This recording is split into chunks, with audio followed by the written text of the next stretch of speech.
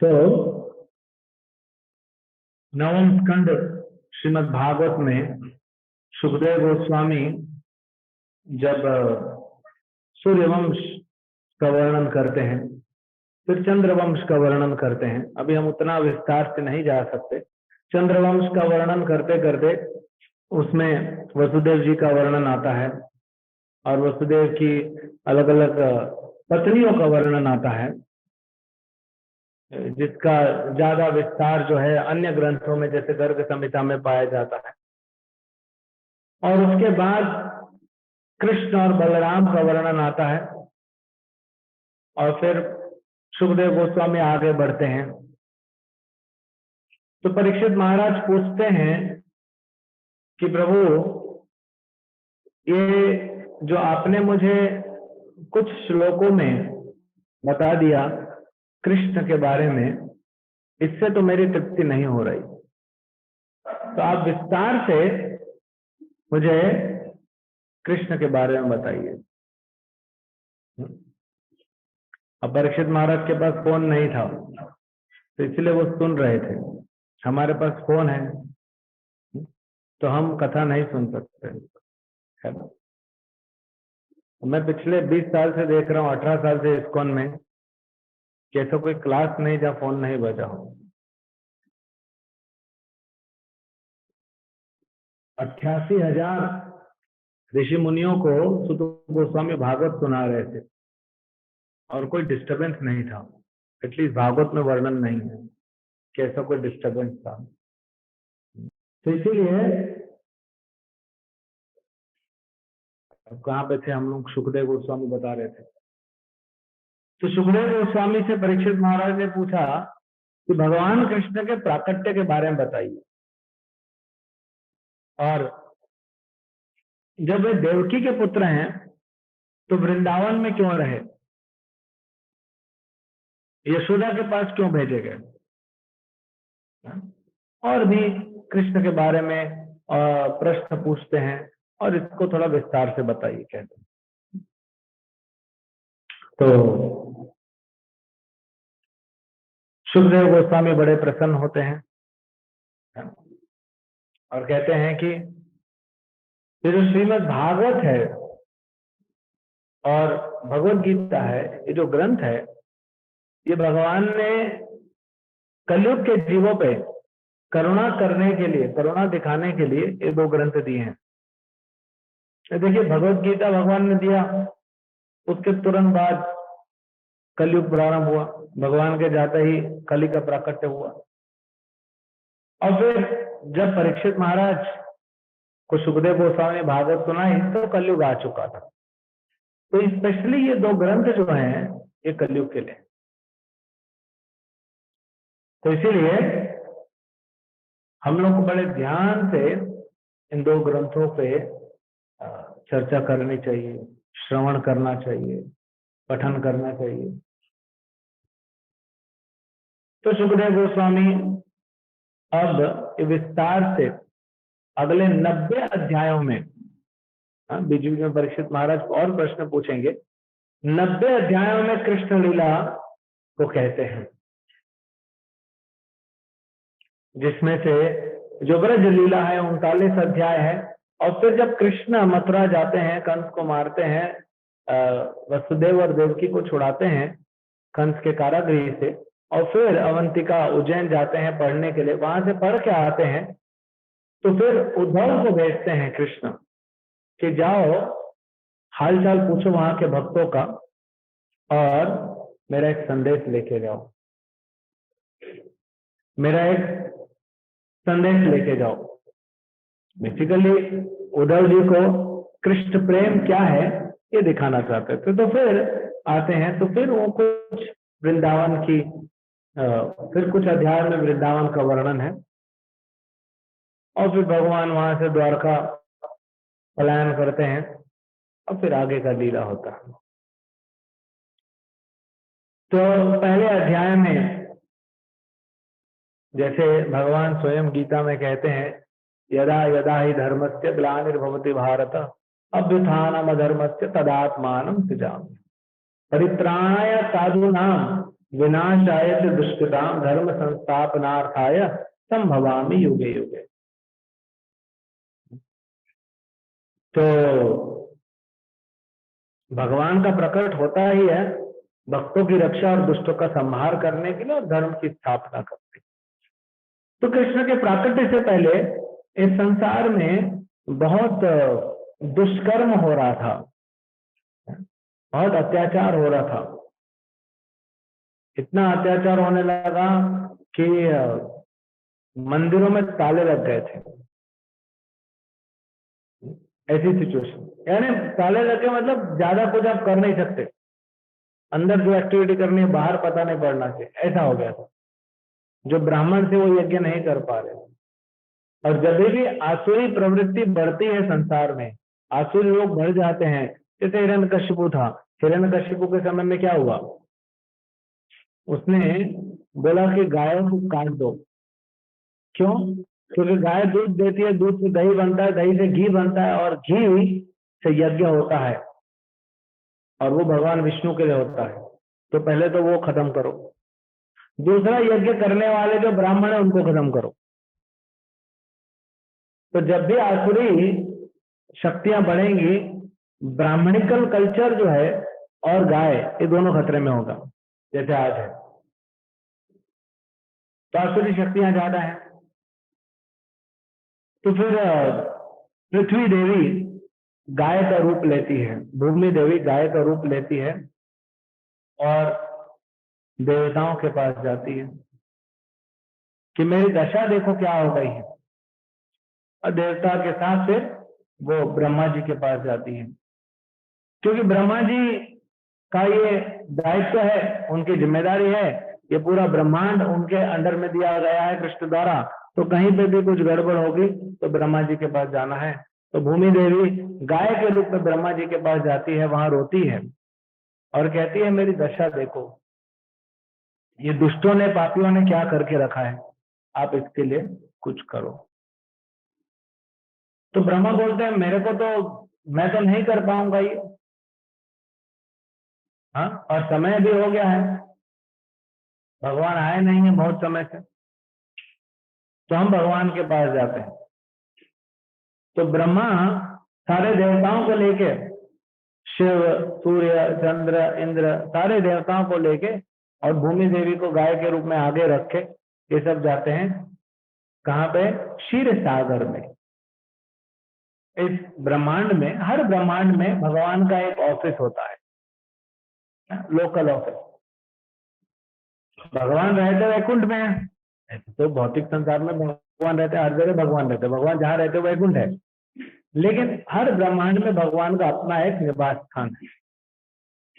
तो क्षीर सागर में भगवान शिरोदक्षाई विष्णु रहते हैं। तो वहां पहुंचे। अब देखिए, जब भी देवताओं को तकलीफ होती है तो वे ब्रह्मा के पास पहुंच सकते हैं।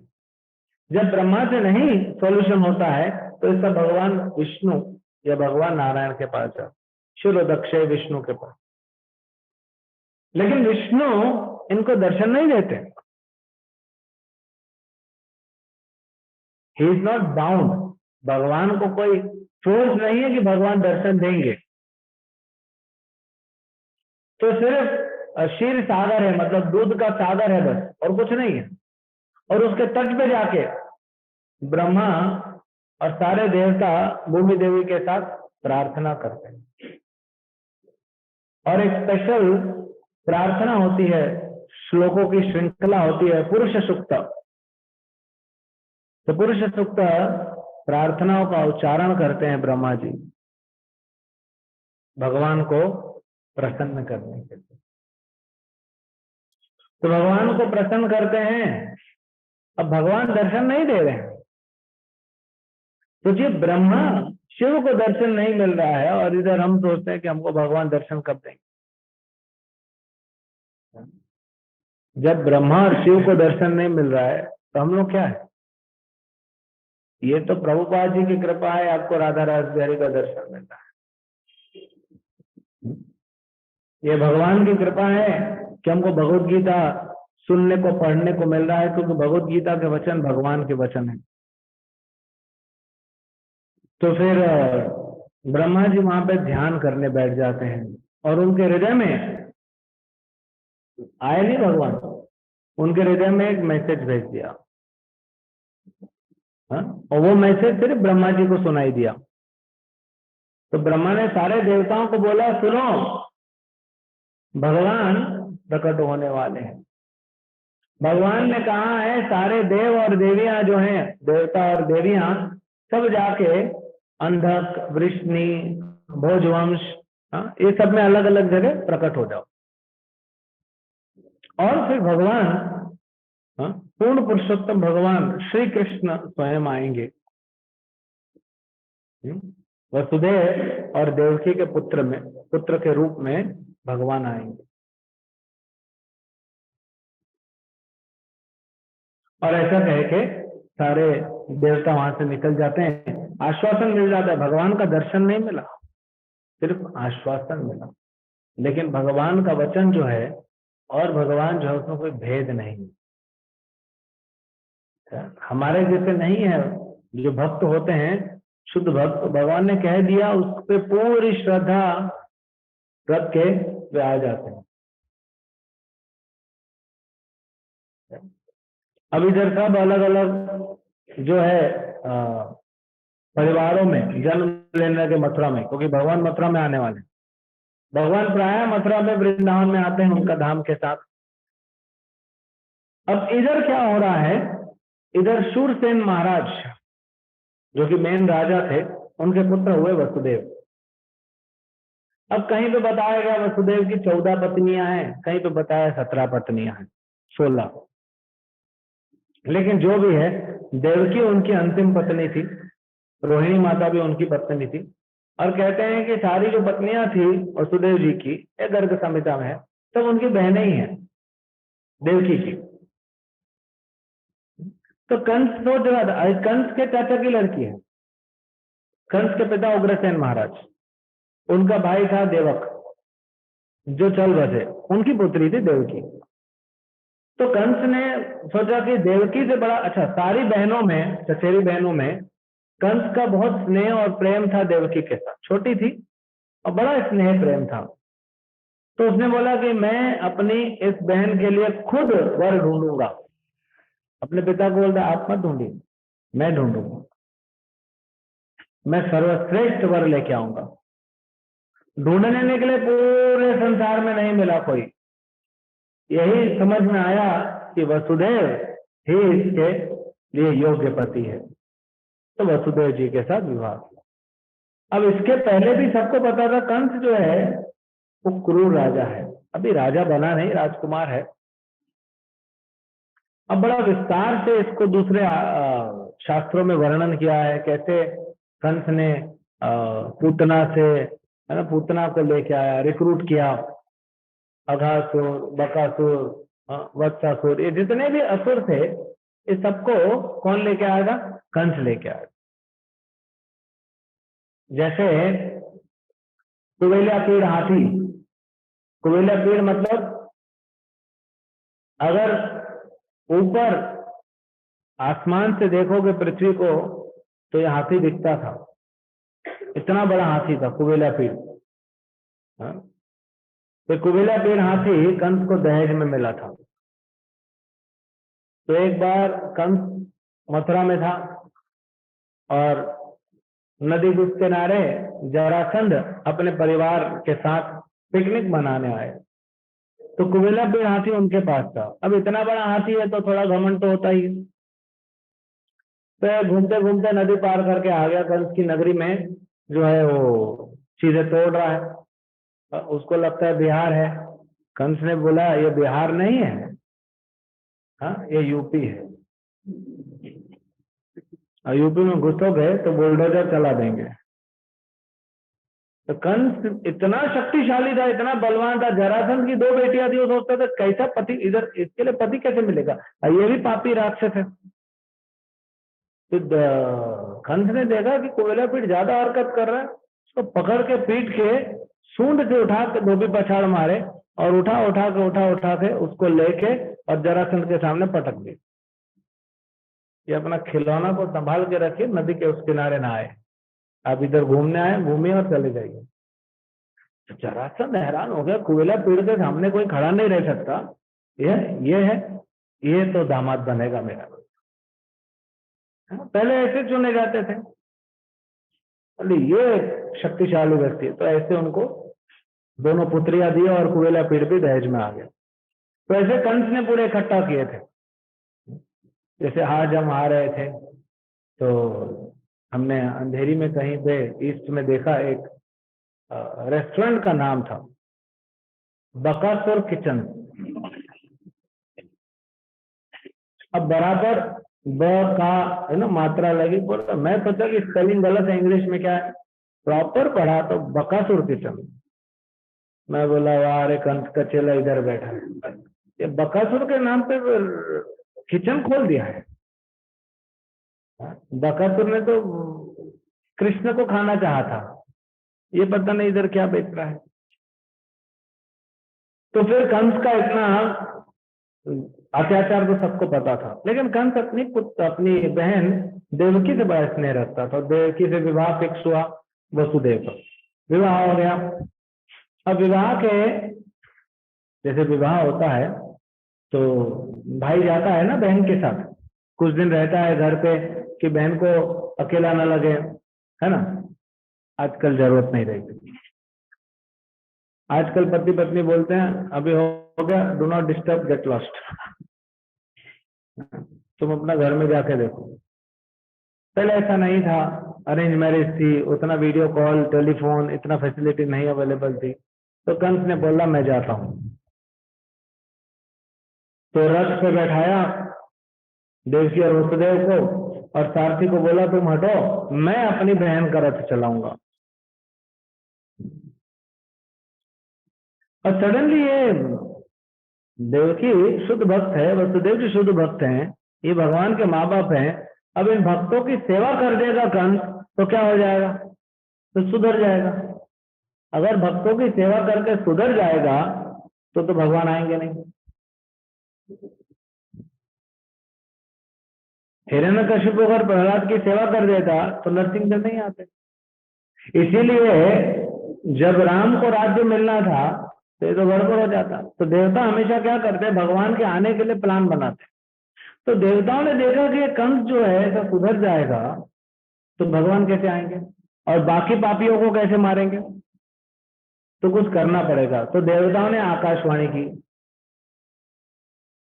कि अरे मूर्ख कंस, जिस बहन और बहनोई को तुम लेके जा रहे हो, इसी बहन का 8वां गर्भ तेरा काल बनेगा।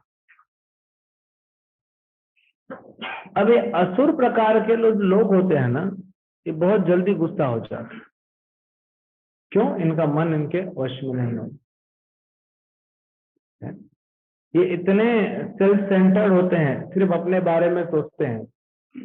तो तुरंत उसको गुस्सा आया, उसने रथ रोका, घोड़े की लगाम छोड़ी, हाँ, और अपनी तलवार निकाली।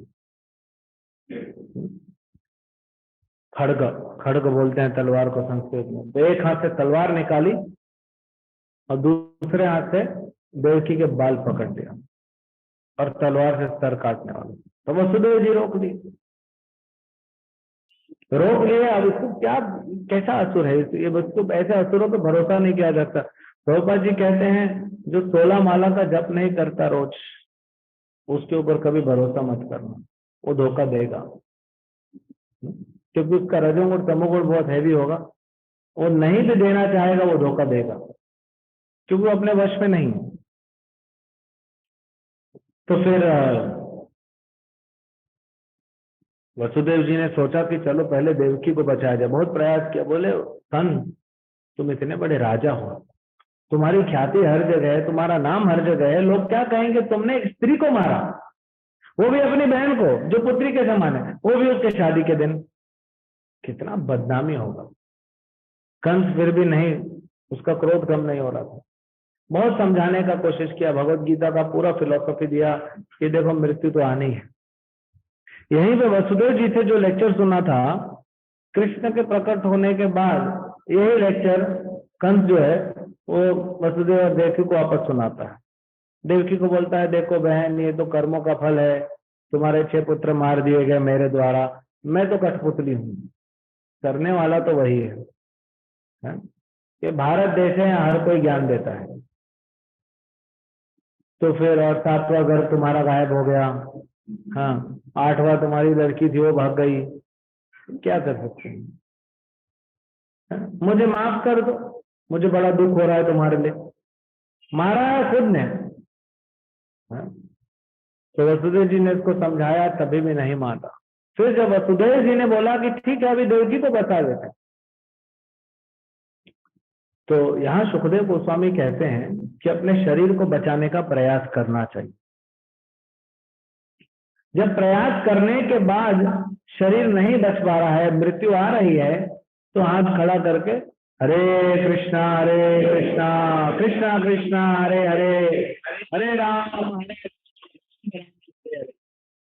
फिर छोड़ देना चाहिए। फिर क्या कर सकते?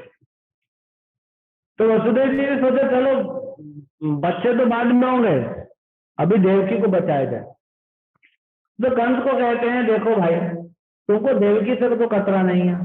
कंस बोलता है, नहीं है, मैं तुमको वचन देता हूं, मैं हर लड़का अपना पैदा होगा और तुमको लाके दूंगा, तुम जो चाहे करना, उन्हीं से खतरा है ना, नवजात शिशु तुमको पैदा होते ही लाके दे दो। तब कंस थोड़ा शांत हुआ, क्योंकि वसुदेव जी की जबान में दम था। वसुदेव जी जाने जाते थे कि वो जो वचन देंगे वो पूरा करेंगे। अब ठीक है, जाओ, अभी तो खुद रथ से उतर गया, बोले जाओ तुम लोग जहां जाना है, क्योंकि अब तो इसका मूड बदल गया ना।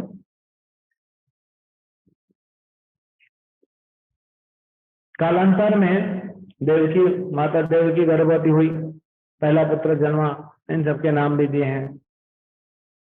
और पहले पुत्र को लेके वसुदेव जी कंस के पास आते हैं, बोलते हैं ये लोग। कंस बोलता है, नहीं, मुझे इस पुत्र से तुम्हारे कुछ नहीं है, ये मेरा कुछ नहीं करेगा, 8वां गर्भ को लेके जाओ, जाओ, दान दिया। वसुदेव जी जब जा रहे थे, वसुदेव जी भी एक पॉलिटिशियन है, राजा है, वो जानते हैं ये आदमी के ऊपर भरोसा नहीं किया जा सकता, ये असुर है। जा तो रहा हूं लेकिन ज्यादा खुश नहीं थे, क्योंकि पता है ये वापस बुला के कभी भी मार देगा। अब तब तक फिर देवताओं ने देखा कि अरे फिर ये छोड़ रहा है, गड़बड़ हो जाएगा। तो फिर नारद मुनि प्रकट हुए। नारद मुनि कंस को बोलते हैं, अब नारद मुनि धीरा धीरा जनप्रिय प्रिय करो, ये जो गोस्वामी होते हैं, ये जो शुद्ध भक्त होते हैं, ये असुरों के देवताओं के बराबर हितैषी होते। अब आ गए कंस के पास। अब असुर लोग भी देखिए, हिरण्यकशिपु को, हिरण्याक्ष को, सबको नारद मुनि ने उपदेश दिया है। हाँ? रावण को, सबको नारद मुनि, सब नारद मुनि को मानते हैं। तो कंस बोले, आइए आइए मुनिवर, सेवा किए। बोले, कंस तूने अपने पहले बेटे, अपने भांजे को छोड़ क्यों दिया? बोले, मुझे इससे थोड़ी खतरा। तो एक कमल का फूल लेके आए नारद मुनि, जिसमें 8 पंखुड़ियां थी। तो बोले, कंस यहाँ से गिनो, 1 2 3 4 5 6 7 8। अब इसके बाजू से गिनो, 1 2 3 4 5 6 7 8। अब उसके बाजू से गिनो, अब उसके बाजू से, ऐसा गिनते। अब बताओ कौन सा पहला है, कौन सा 8वां है? कंस का दिमाग ही घूम गया। बोले, जो पहला है वो भी 8वां हो सकता है, जो 8वां है वो भी पहला हो सकता है। बोले, देखो, अब विष्णु तो है ही चतुर, विष्णु चतुर है, कैसे भी आएगा।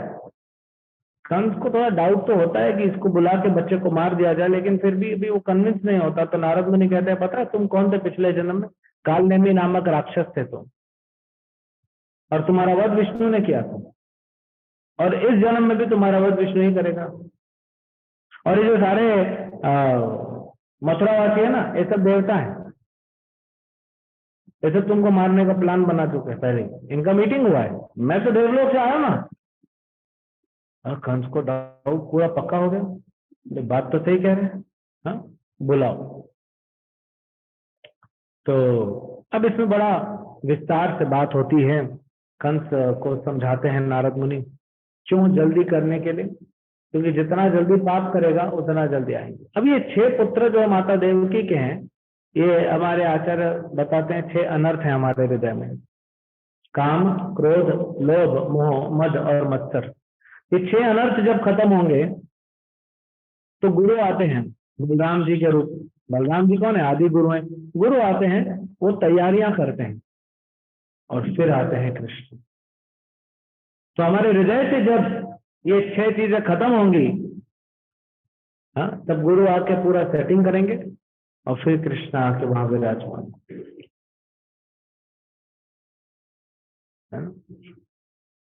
अब ये 6 बच्चों का भी बड़ा इतिहास है। इनके तो भाग्य में लिखा था कि ये कंस के द्वारा मारे जाएंगे, तो इनको तो मरना ही था। तो पहला बच्चा को मार देता है, फिर दूसरा बच्चा होता है उसको मार देते हैं, तीसरा, चौथा, पांचवा, छठवां, 6 बच्चे मार दिए। पूरे मथुरा में बड़ा दुख का माहौल है कि कैसे कंस कितना क्रूर है कि अपने नवजात भांजों को मार देता है। अब कुछ मूर्ख लोग, हाँ, कुछ असुरी प्रवृत्ति के लोग कहते हैं कि क्या जरूरत थी वसुदेव और देवकी को बच्चे उत्पन्न करने की, क्या जरूरत थी बच्चे पैदा कर, जब पता है कंस मार देगा तो बच्चा नहीं पैदा करते। तो देवकी और वसुदेव को पता था कि कृष्ण उनके 8वें गर्भ के रूप में प्रकट होंगे, तो ये कृष्ण के लिए सेवा है कि बच्चे पैदा करना। अब देखिए, कृष्ण आने के पहले माता यशोदा के भी 9 बच्चियां थी, सब एक एक करके मर जाती, सबकी मृत्यु हो जाती। इधर देवकी के 6 बच्चे मारे गए, 7वां गायब हो गया, देवकी को पता नहीं पड़ा। भगवान ऐसे ही नहीं आने वाले हमारे जीवन में।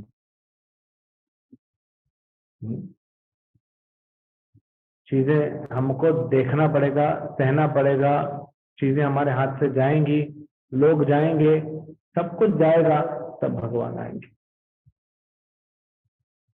सची माता के गर्भ से विश्वंभर और विश्वरूप गौरनिताई का जन्म हुआ, लेकिन उसके पहले भी उनके बच्चे थे, नहीं रहे। तो भगवान ऐसे ही नहीं किसी के घर में आएंगे। तो 6 बच्चे मार दिए गए। जब 7वां बच्चा गर्भ में आया, उधर अभी तक देखिए वसुदेव और देवकी जेल में नहीं थे, वो जेल में नहीं थे, वो बाहर रहते थे, क्योंकि खतरा तो 8वें में था। तो फिर कृष्ण ने, भगवान कृष्ण ने योग माया शक्ति को बुलाया और महामाया शक्ति, दोनों।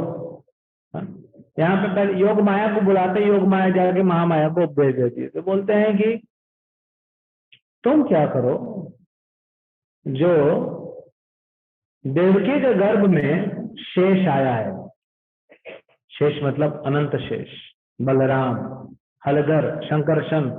शेष क्यों कहा जाता है? क्योंकि सब खत्म हो जाएगा तो भी यही रह जाएंगे, शेष रह जाएंगे, इसलिए इनका नाम। तो मेरा बड़ा भाई शेष आया हुआ है, मेरा अंश अवतार है, उसको तुम देवकी के गर्भ से लेकर रोहिणी के गर्भ में ट्रांसफर कर दो।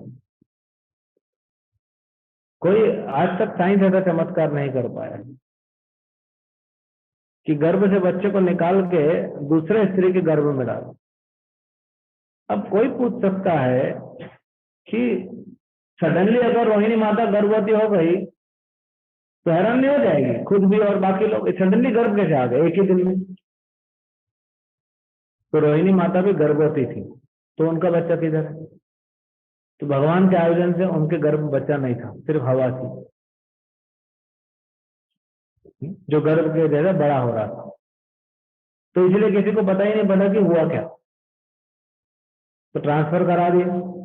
हाँ, माँ के गर्भ से, देवकी के गर्भ से निकाले गए जबरदस्ती और उधर डाले गए, इसीलिए इनका नाम पड़ा शंकरशन। ये बाद में जब नामकरण लीला आएगी तब बात करेंगे।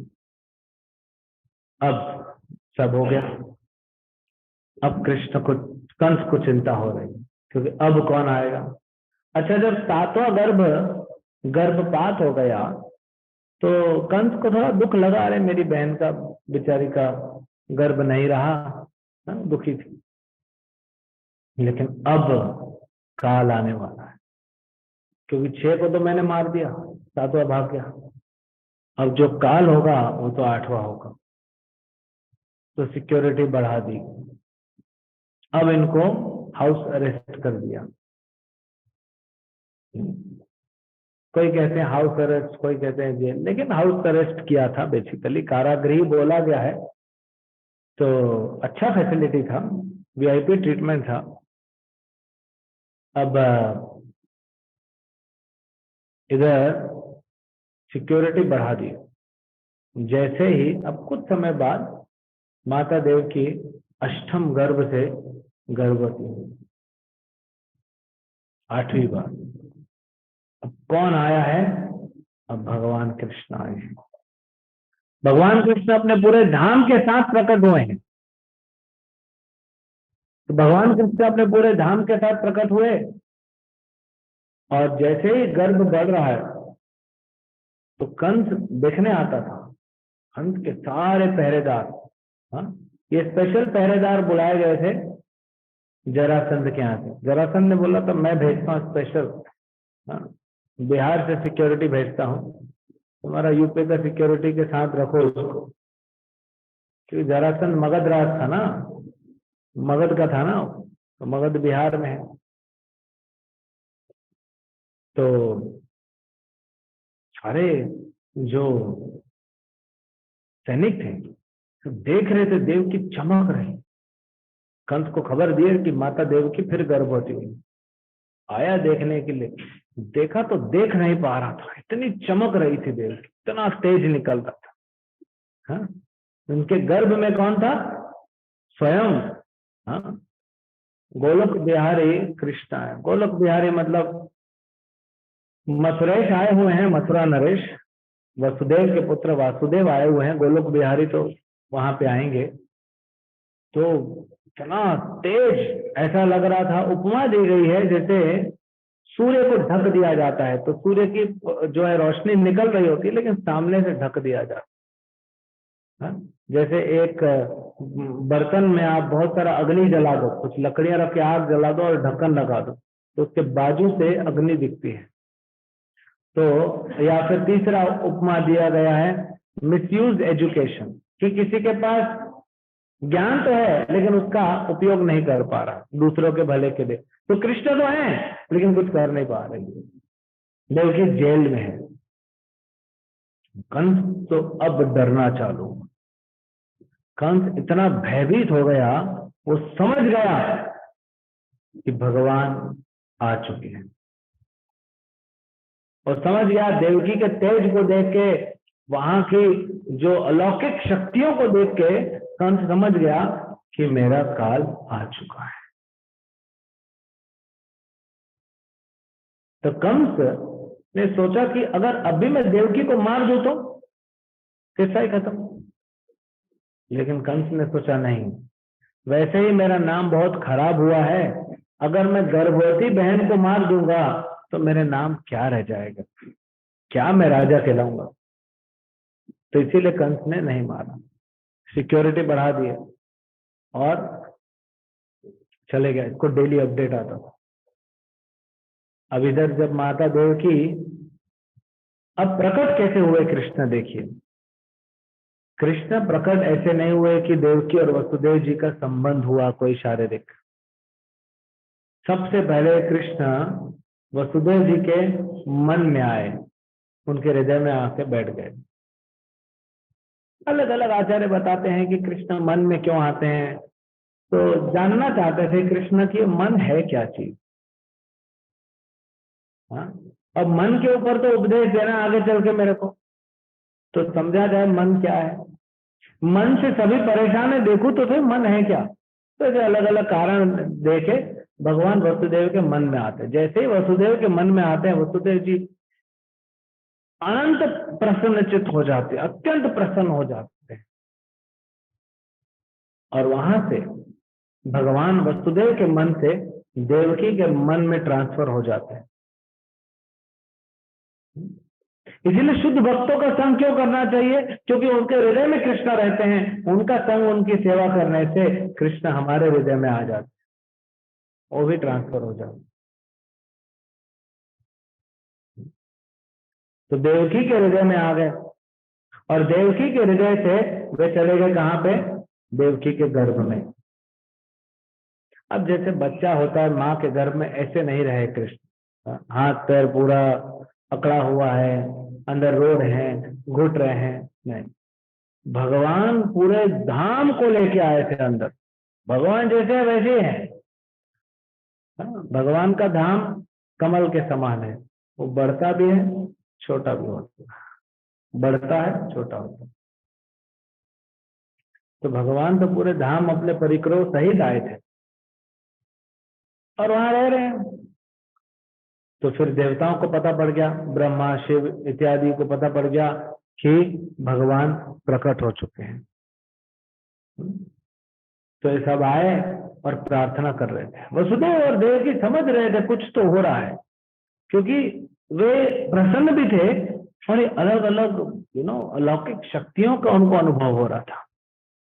कहते हैं ना, इस जगह पे गए तो एक स्ट्रॉन्ग वाइब्रेशन आया, और तो सारे भगवान वहां आ गए हैं, सारे देवता आके प्रार्थना कर रहे हैं, ब्रह्मा जी प्रार्थना कर रहे हैं। बहुत सुंदर प्रार्थना है, आप पढ़िए। ब्रह्मा शिव नारद मुनि इंद्र चंद्र सूर्य ऋषिगण मुनिगण सब आके प्रार्थना करते हैं। हाँ? उसके बाद अब समय आ गया जब भगवान ने निश्चित किया कि अब मैं प्रकट होऊंगा।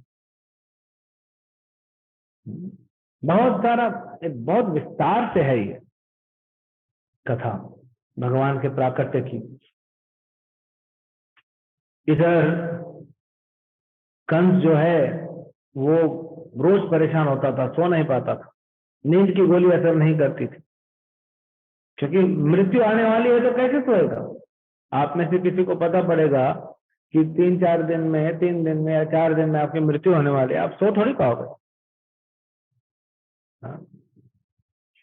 तो ये कंस बड़ा परेशान था, बहुत डर जाता था बार बार में। और इधर भगवान प्रकट होने का दिन चुने, अष्टमी का दिन, है ना, भादो महीने की अष्टमी, जिसको जन्माष्टमी के नाम से जाना है। अब भगवान कैसे प्रकट हुए? माता देवकी का डिलीवरी नहीं हुआ। हाँ?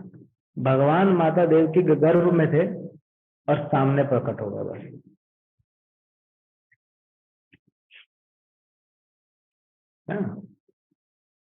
अब भगवान कौन से रूप में प्रकट हुए?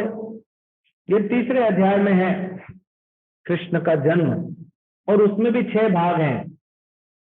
कृष्ण का जन्म, फिर कृष्ण का वचन, फिर वसुदेव की प्रार्थना, देवकी की प्रार्थना, पलायन की तैयारी, फिर वसुदेव गमन, ऐसे वैसे बहुत डिटेल में है। तो वसुदेव जी और देवकी के समक्ष चतुर्भुज रूप में प्रकट हो। क्यों 4 भुजा रूप में प्रकट हुए? तो हमारे आचार्य बताते हैं क्योंकि वसुदेव और देवकी बहुत डरे हुए थे।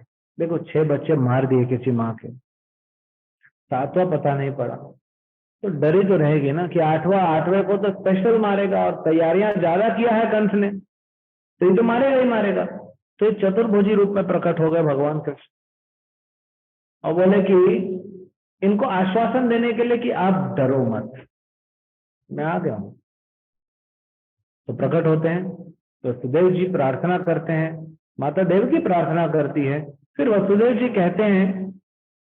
और कैसे प्रकट हुए भगवान? बड़े सुंदर भागवत के श्लोक हैं। हाँ, अब सोने का और मणियों जड़ित, हाँ, मणियों द्वारा मणि जड़ित था, ऐसा मुकुट पहने थे, कुंडल पहने हुए थे। हाँ, और बड़ा सुंदर उनका घनश्याम कलर था, और मुस्कान थी चेहरे पे, बड़ी बड़ी कमल जैसी आंखें थी उनकी, हाँ, छोटा सा नाक था, और गला कैसा था भगवान का? शार्प, 3 लाइनें जैसे शंख में होती है ना, शंख जैसे होता है, ऐसा भगवान का गला है। भगवान के वस्त्र पहने हुए हैं, आभूषण है, लंबे काले घुंघराले बाल हैं भगवान के। बहुत सुंदर वर्णन किया सुखदेव गोस्वामी ने इसको। अब जब प्रकट हुए तो देखिए बाहर क्या चल रहा है। जब प्रकट हुए तो बाहर क्या चल रहा है? बादल बड़े प्रसन्न हो गए, क्योंकि अब कृष्ण का एक नाम होगा घनश्याम। घनश्याम मतलब बादल। तो वो हमारे जो कलर है सेम होगा, तो वो प्रसन्न हो गए। तो प्रसन्न हो गए तो गरजने लगे, हाँ, बरसने लगे। इंद्र ने सोचा कि हमारे प्रभु आए हैं, हमारे स्वामी आए हैं, इनका अभिषेक करना चाहिए। तो पूरे ब्रजमंडल में क्या किया, मथुरा मंडल में बारिश चालू कर दी। ये एक कारण है। दूसरा कारण है, बारिश होती है तो क्या होता है? बहुत बारिश होती है। अभी तो शहर है, जो छोटे छोटे आप लोग में से कभी गांव में रहे होंगे, 25 30 40 साल पहले, थोड़ी बारिश मतलब लाइट बंद, फिर वो मोमबत्ती निकालते थे। और फिर क्या करते थे? बाहर कोई जाता नहीं था इतनी बारिश में, क्योंकि लाइट को, स्ट्रीट लाइट और ये वो फैसिलिटी थी नहीं, तो प्राय घर के अंदर रहते थे। तो इंद्र ने सोचा बारिश इतनी कर दो कि मथुरा में कोई बाहर ही ना निकले। अब बारिश होने से जल्दी सो जाते हैं। तो भगवान की महामाया शक्ति ने मथुरा वासियों को सुला दिया, और योग माया शक्ति ने वृंदावन वासियों को सुला दिया।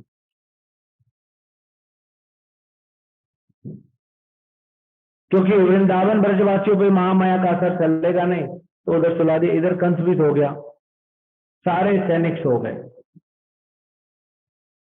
भगवान प्रकट होने से पहले सब हो गया। और इतना पानी आया, इतना बारिश गिरा कि यमुना का पानी मथुरा की गलियों में बह रहा है। बाढ़ आई उस दिन, यमुना का पानी मथुरा की गलियों में आ गया। अब इतना पानी है तो कोई बाहर निकलेगा नहीं, प्लस आवाज नहीं होगी बिल्कुल भी। यानी वसुदेव जी जब कृष्ण को लेके जाएंगे तो कुछ पता ही नहीं पड़ेगा किसी को। ये सब प्लानिंग कर रही। फिर वसुदेव जी ने प्रार्थना किया, देवकी ने प्रार्थना किया। फिर वसुदेव कहते हैं कि प्रभु आप छोटे बालक के रूप में हो जाइए, ऐसे तो कंस देखेगा तो और परेशान होगा। पहले तो ऐश्वर्य है। देखिए वसुदेव देवकी में और नंद यशोदा में क्या फर्क है। माता यशोदा कृष्ण के मुख में ब्रह्मांड देखती हैं तो भी उनके हृदय में ऐश्वर्य नहीं आता है, वो कुछ क्षण के लिए आता है और फिर खत्म हो जाता है। लेकिन वसुदेव और देवकी में हमेशा भगवान के लिए स्नेह रहा, ममता रही, लेकिन ऐश्वर्य भी रहा कि हमारा बेटा भगवान है। वो वसुदेव में, वो देवकी और नंद बाबा में नहीं है। तो इनको बोले कि आप छोटे बालक का रूप में आ जाओ। और भगवान ने कहा मेरे को तुम क्या करो, तुम मेरे को गोकुल ले चलो। हाँ? नंद गोकुले, नंद गोकुल में ले चलो। वहां नंद की धर्म पत्नी है यशोदा, उसने एक बच्चे को जन्म दिया है, बच्ची को जन्म दिया है, एक लड़की को। तुम उसको लेके आओ और मुझे वहां छोड़ के आओ। तो भी सोचे ठीक है, यहाँ पे भी रहेगा तो कंस मार देगा। हाँ? क्योंकि ममता भी आ रही है ना, मिक्स हो रहा है ना इमोशन। तो फिर माता देवकी ने बोला, जब छोटे बच्चे बन गए तो देवकी का ऐश्वर्य खत्म हो गया, अब ममता जागृत हो गई। हाँ? देवकी ने भगवान को पहली बार दूध पिलाया। हाँ? बोले अपने बच्चे को दूध पिला के तो भेजो, इतना तो ममता मैं दिखाऊं। और फिर उसको बढ़िया टोकरी लेके और बहुत अच्छा मखमली कपड़ा और ये सब, कंस पूरी फैसिलिटी देता था, अपनी बहन को सब फैसिलिटी देता था। तो सब देखे मखमली एकदम सॉफ्ट कपड़े पूरे बहुत सारे बिछा के टोकरी में, उसको फिर भगवान को वहां पे रख के और फिर टोकरी को कवर कर। अब वसुदेव जी लेके जा रहे हैं। तो ये जब छोटी टोकरी को वसुदेव जी ने, अब वसुदेव जी जाए कैसे? उनके पैर में जंजीर बंधी हुई है, हाथ में जंजीर, वो ज्यादा दूर जा नहीं सकते। और दरवाजे 7 हैं। कहते हैं ना इस शरीर में 7 लेयर होती है, उसके अंदर आत्मा रहती है और परमात्मा रहते हैं। ये ब्रह्मांड के भी 7 लेयर होती है, उसके अंदर पृथ्वी हम रहते हैं, हम 7 लेयर में फंसे हुए हैं, इसीलिए 7 लेयर हमको क्रॉस करनी पड़ेगी, तब भगवान प्राप्त होंगे। तो फिर वहां से जैसे ही, अभी हमारे लिए बहुत इंपॉर्टेंट बात है, जैसे ही कृष्ण को गोद में लेते हैं वसुदेव, उनकी बेड़ियां खुल जाती हैं। कृष्ण को गोद में लोगे, हृदय में लोगे, तो संसार की बेड़ियां छूट जाएंगी, वो रहेंगी नहीं। तो ये जो संसारी बेड़ियां थी खुल गई। जैसे जैसे आगे जाते जा रहे हैं, दरवाजे खुलते जा रहे हैं, 7 दरवाजे लाइन से खुल गए, सारे सिपाही सोए पड़े हैं एकदम गहरी नींद में। अब वसुदेव जी ऐसे लेके जा रहे हैं कृष्ण को। अभी तक वो अंदर थे, बाहर देखिए तो इतना आंधी तूफान। इसलिए यहाँ सुखदेव गोस्वामी 2 बार शब्द यूज करते हैं वसुदेव जी के लिए, शौरी। शौरी मतलब शूरवीर। वो डरेंगे नहीं ये बारिश देख के, और डरेंगे नहीं तूफान देख के, और डरेंगे नहीं यमुना का बाढ़ का जल देख के, वो जाएंगे। और दूसरी बार शौरी, नंद बाबा इनके मित्र हैं, एक हिसाब से भाई हैं, क्योंकि दोनों के दादा सेम है। परजन्य बाबा और इधर इनके दादा, दोनों के परदादा सेम है, नंद बाबा के और वसुदेव जी के। उनके 2 पत्नियां थी, एक क्षत्राणी थी, एक वैश्य पत्नी थी। एक से परजन्य बाबा हुए और उनके पुत्र हुए नंद बाबा। हाँ, मतलब दादा सेम हुए। तो फिर अब अपने भाई की पत्नी के कमरे में घुसना है रात को, आधी रात को, बच्चा चेंज करना है। किसी ने देख लिया, किस लेवल की बदनामी होगी। लेकिन डरे नहीं, यानी बाहरी खतरों से भी नहीं डरे, अपने नाम बदनामी से भी नहीं डरे। इसलिए वसुदेव जी को शौरी कहते हैं, भगवान की सेवा करने के लिए। और झूठ भी हो गया, कंस को बोले थे मैं तेरे को सारे बच्चे लाके दूंगा, लेकिन ये बच्चा नहीं दिए। तो भगवान के लिए कुछ भी है, भगवान के लिए हमको कुछ भी करना पड़े, करना चाहिए भगवान के कहने पर। ऐसा नहीं कि हमको लग रहा है कि ऐसा करना चाहिए और मैं कर दूं। भगवान कहें तब, या भगवान के प्रामाणिक भक्त कहेंगे तब।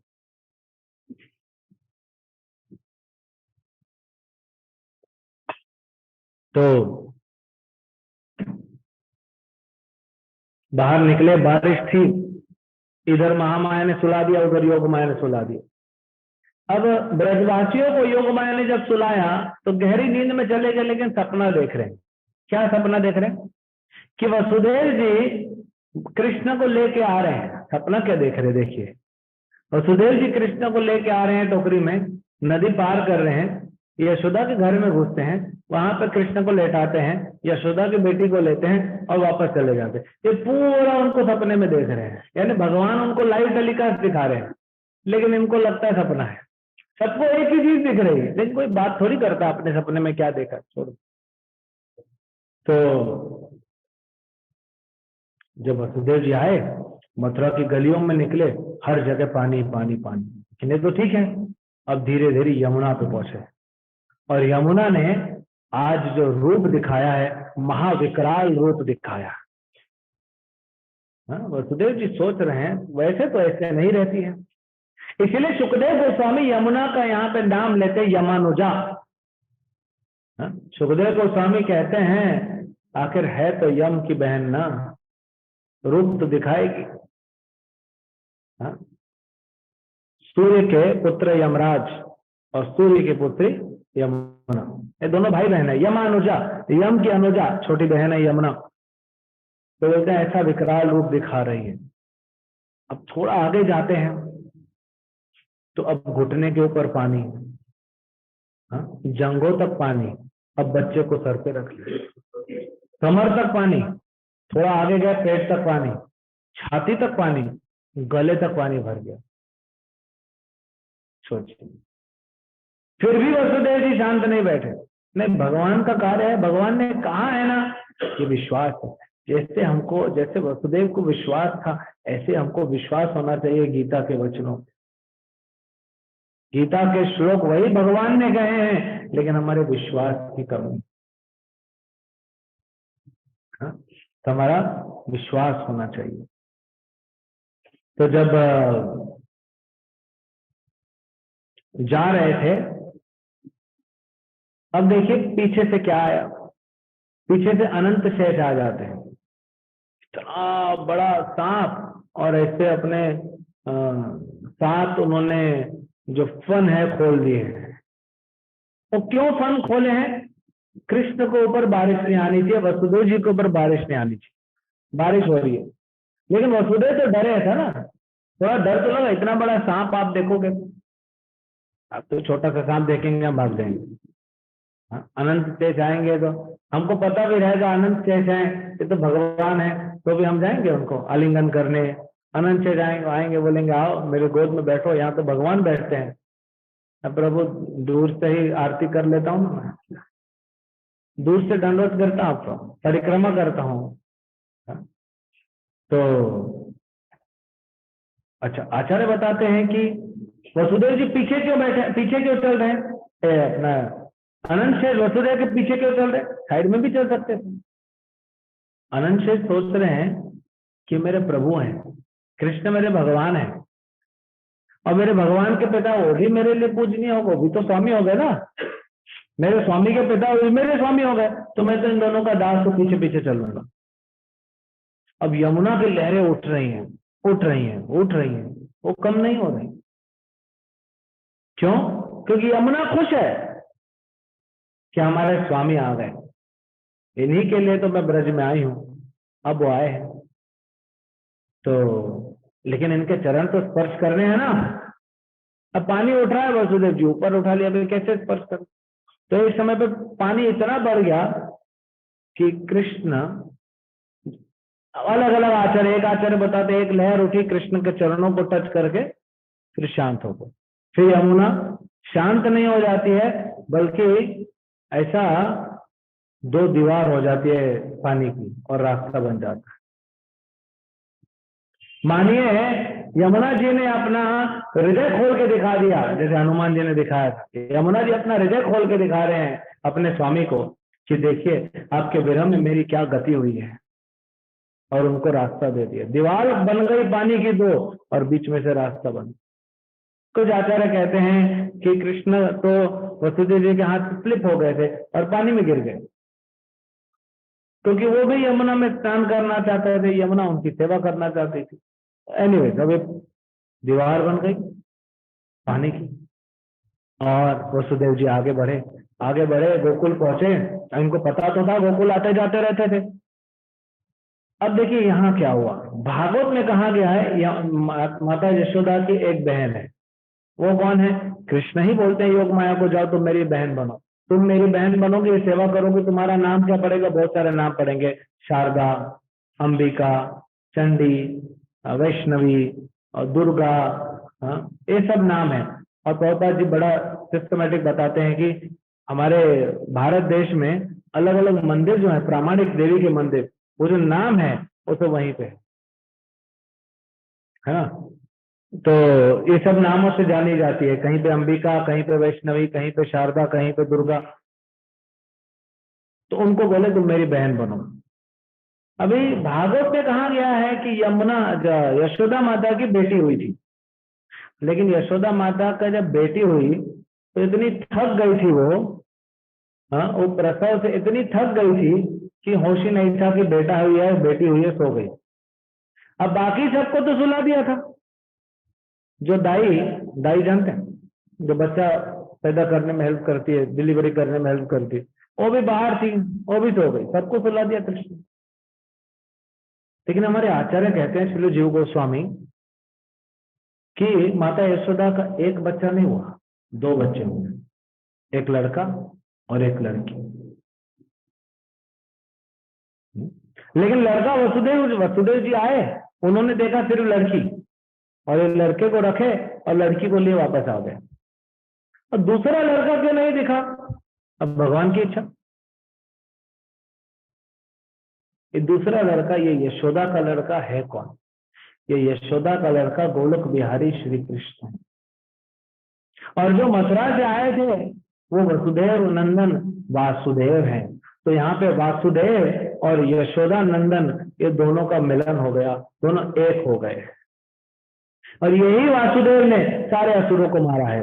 कृष्ण बोले मैं किसी को नहीं मारूंगा, मेरा काम मारने का थोड़ी है, मेरा काम बांसुरी बजाना, मक्खन खाना, ऐश करना, ये सब काम मैं थोड़ी करूंगा। अब पुतना आई थी, जहर कौन पिया? कृष्ण ने कहा देखो, वासुदेव को बोला मारने का काम तुम्हारा, दूध पीने का काम मेरा, लेकिन दूध के पहले तो जहर पीना पड़ेगा। तो फिर कृष्ण ने बोला बुलाओ बाबा को, बुलाओ नीलकंठ बाबा, इतना जहर पीता आदत है उसको बुलाओ। तो शिव जी ने पिया था जहर। ये सब रहस्यमयी अंदर की कथना है। तो शिव जी को बोले तुम जहर पियो, फिर कृष्ण ने दूध पिया, फिर वासुदेव ने मार दिया, प्राण हार लिए। तो जितने भी असुर मारे कृष्ण ने एक भी नहीं मारा, सब वासुदेव ने ही किया। और जब अक्रूर लेने आते हैं, अक्रूर घाट आप में से कितने लोग अक्रूर घाट गए हैं? वहां पे अभी भी मंदिर है, वहां पे बहुत सुंदर मंदिर है। तो वृंदावन और मथुरा का एक बाउंड्री है, वही अक्रूर घाट है। उसके इधर वृंदावन है, उसके उधर मथुरा है। तो इसीलिए गोपियां जब आई थी रात को, वो वृंदावन में आई थी, वापस नहीं गई। ये जो ब्राह्मणों की पत्नियां आई थी, ये मथुरा में आई थी, ये अक्रूर घाट के उस तरफ थी। इनका भाव उतना ऊंचा नहीं था, तो ये वापस चली गई थी। गोपियां वापस नहीं गई थी। तो इसलिए जब अक्रूर जी लेके जा रहे थे कृष्ण बलराम को, तो कृष्ण बलराम नहीं गए थे, वहां कृष्ण नहीं गए अक्रूर जी के साथ, वहां वासुदेव कृष्ण अलग होकर चले गए और यशोदा नंदन कृष्ण वृंदावन में रहे। कृष्ण बोलते हैं मैं वृंदावन छोड़ के नहीं जाता, तो अपने वचन पे बिल्कुल सही है। तो एनीवेज वसुदेव जी आए, लड़की को उठाया, लड़के को रखा है, दोनों लड़के एक हो गए। वापस आ रहे हैं तो अभी भी यमुना ने रास्ता दे के रखा है। अब तो यमुना नॉर्मल हो जानी चाहिए भाई, अब तो माया को हाथ में उठाया है। हमारे आचार्य कहते हैं कि कृष्ण को हाथ में उठाया तो यमुना ने रास्ता दिया, अब माया को हाथ में उठाया फिर भी यमुना रास्ता दे रही है। तो एक आचार्य कहते हैं कि एक बार जिसने कृष्ण को हृदय में धारण कर लिया, अब वो माया को भी धारण कर ले, फर्क नहीं पड़ेगा, कृष्ण तो है ही ना। तो रास्ता बना के रखी, वसुदेव जी आ गए। अब इधर तो वृंदावन बाद में आएंगे हम। वसुदेव जी पहुंचे, बच्चे को रखे, पट पट पट पट जल्दी जल्दी आना है, बेड़ियां पहने, सब दरवाजे बंद हो गए सब, और तब कंस पहुंचा, क्योंकि अब तो सबको उठा दिया। इधर भी उठेंगे ब्रजवासी उठेंगे, वो क्या होगा वो आज नहीं हो पाएगा, वो वृंदावन बाद में आएंगे। तो यहाँ उठे, याद दिलाना, वहां से कथा चालू करेंगे। तो इधर मथुरा में कंस जाग गया, आया तलवार लेके, मैं ही मारूंगा। तलवार लेके आधी रात को पहुंच गया, और जैसे ही बच्चे को मारने वाला था, देवकी ने कह दिया, देवकी रोने लग गई। देवकी सोच रही है मेरा बच्चा यशोदा क्या सुरक्षित है, यशोदा की बच्ची की रक्षा करना मेरा कर्तव्य है, इसको कैसे मारने दूंगी, मेरा बच्चा तो यशोदा पाल रही है ना। फिर देवकी और वसुदेव को पता था यशोदा और नंद के यहाँ जो पुत्र है वो इनका है। तो ये तो बाद में नारद मुनि आके कंस को बताएंगे। तो इधर कंस को बोली देवकी कि देखो भैया, ये तो बेटी है, तुम्हारा काल तो पुत्र होना था ना, अभी 8वां पुत्र आया नहीं है, अभी आएगा, अभी इसको छोड़ दो, मैं वचन देती हूँ कि तुम्हारी बहू बनेगी, तुम्हारे बेटे की पत्नी बनेगी, मैं वचन देती हूँ, तो ये तुम इसकी रक्षा करो। कंस बोलता नहीं, मृत्यु लड़के और लड़की में भेद नहीं करती, तो मैं क्यों करूं। बड़ा फिलोसॉफी दे रहा है। तो उठा के पटकने चला ही था कि लड़की इसके हाथ से फिसल गई और आसमान में जाके अष्टभुजा दुर्गा के रूप में आ गई। और दुर्गा तो है।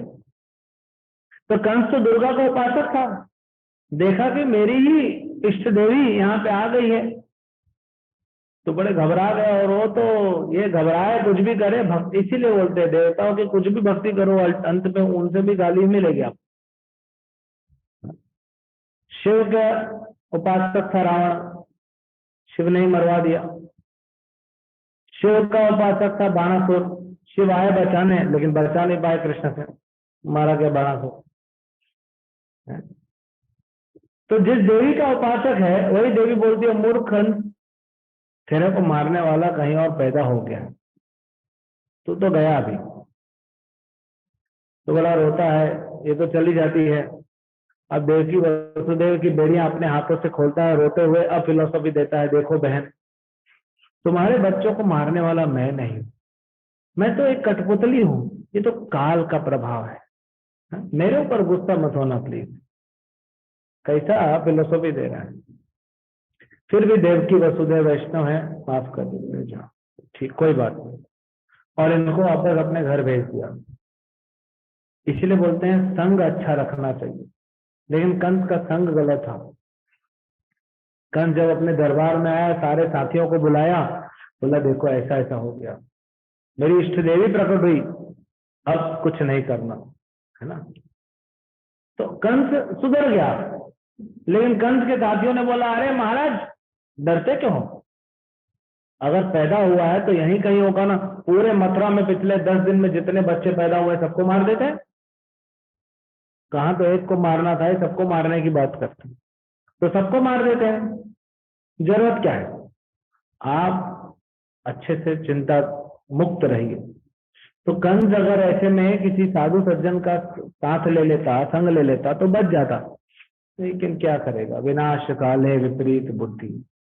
तो फिर कंस ने इनकी सुन ली, बोले ठीक है। बोले कौन मारेगा।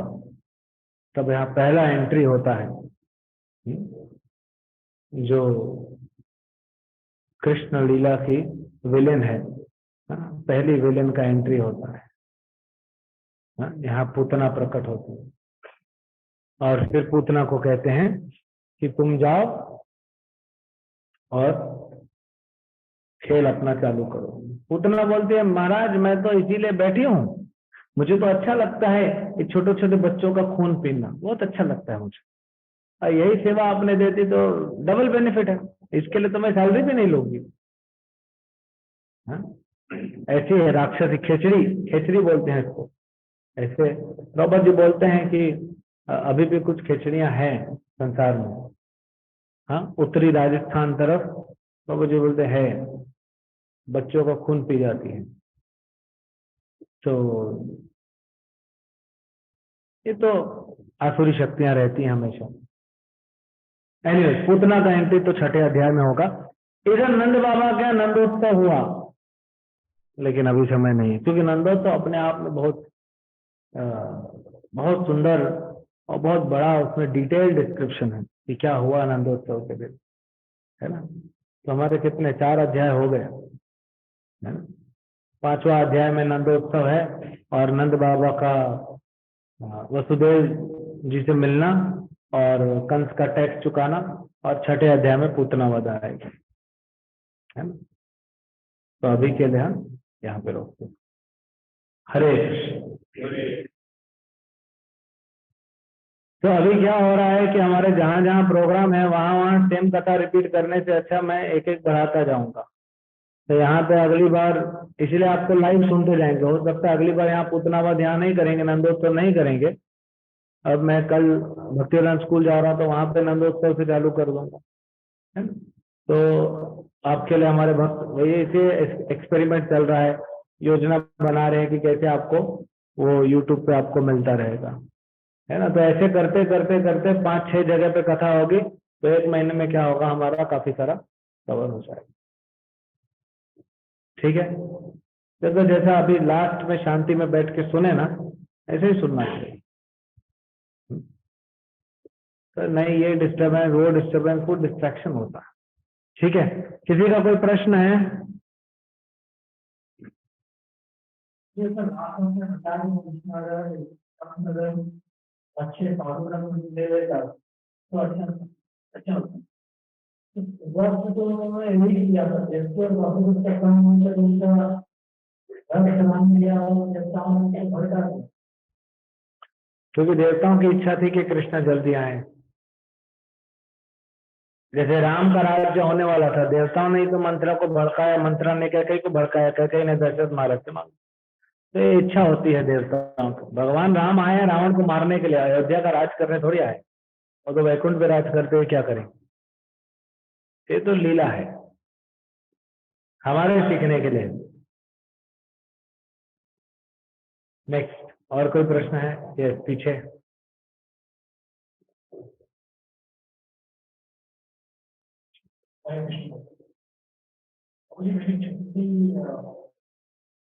नॉलेज ऑफ चीजें को जानता था कि अगर किसी व्यक्ति या किसी राक्षस या किसी को भी अगर प्रभु ने अपने हाथों से उनका नरसंहार किया हो तो उसे मुक्ति की प्राप्ति ये हमने पढ़ा। आपने कहा कि कंस को उसके पूरे पिछले जन्म में विष्णु भगवान ने मोक्ष की प्राप्ति हुई तो उसे पुनर्जन्म क्यों मिला? देखिए, आपको एक लीला, आपको एक बात बताते हैं। जब तक कृष्ण नहीं मारते ना, मोक्ष नहीं मिलता। चाहे विष्णु मारे, चाहे नारायण मारे, चाहे श्री राम मारे, मोक्ष नहीं मिलेगा। मोक्ष के लिए तैयार हो जाओगे, लेकिन एग्जैक्ट जो बाहर भेजने का काम है वो भी कृष्ण का है। इसलिए तो जो रावण है फिर वापस आया ना शिशुपाल के रूप में। राम के द्वारा तो मारा गया था। एक ये तत्व है, दूसरा है लीला है, भगवान बुला रहे। कंस भी वापस आया कलयुग में, जरासंध भी आया। अब ये मुक्त जीव हो चुके हैं, भगवान की लीला में आए हैं। वो लीला में इनको विलेन का रोल मिला है।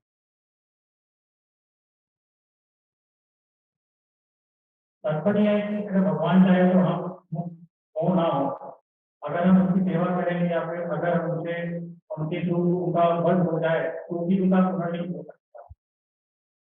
देखिए, भगवान के भक्त कुछ भी करते हैं।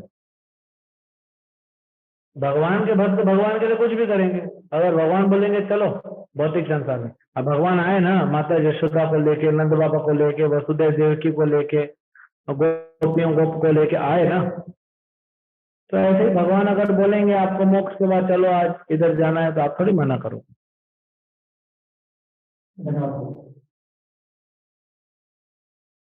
और कोई प्रश्न है? ठीक है, तो आज हम यहाँ पे विश्राम देते हैं। हरे कृष्ण।